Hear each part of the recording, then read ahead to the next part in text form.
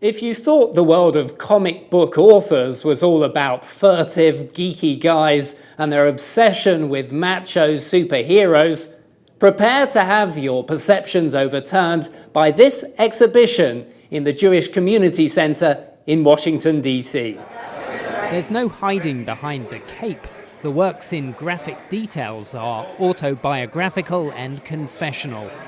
Londoner Sarah Lightman is one of the exhibiting artists and a co-curator.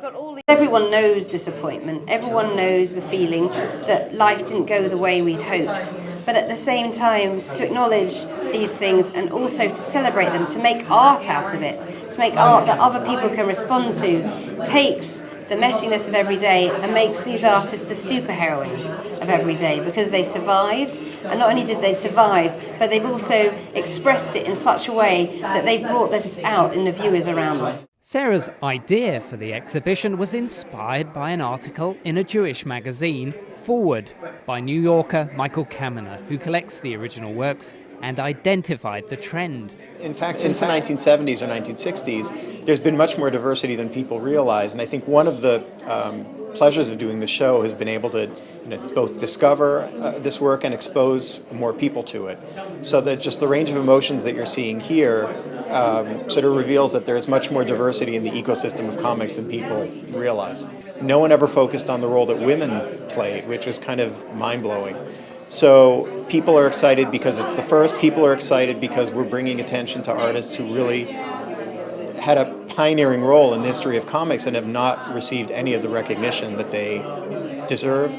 And most importantly, people are responding to what is really spectacular graphic art and spectacular storytelling.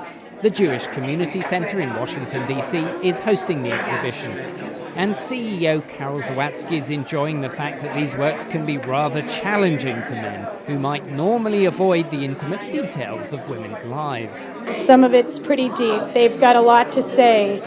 And I think also the format of the graphic novel is a wonderful way to, in a sometimes subtle way, to get a deep comment out there.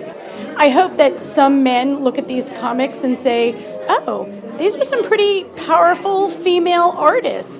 Here's some pretty perhaps comments that may feel a little bit threatening to me. And on the other hand, that they see them as part of the same club of artists making art.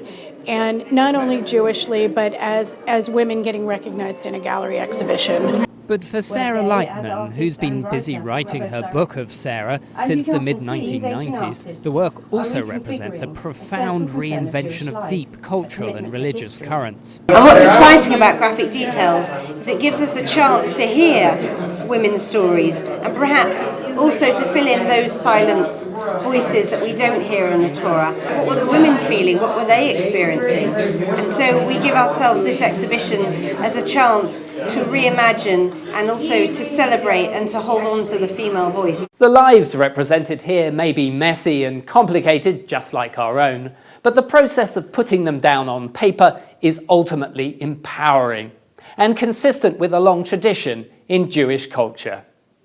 This is Daniel Wrenches for JN1 in Washington.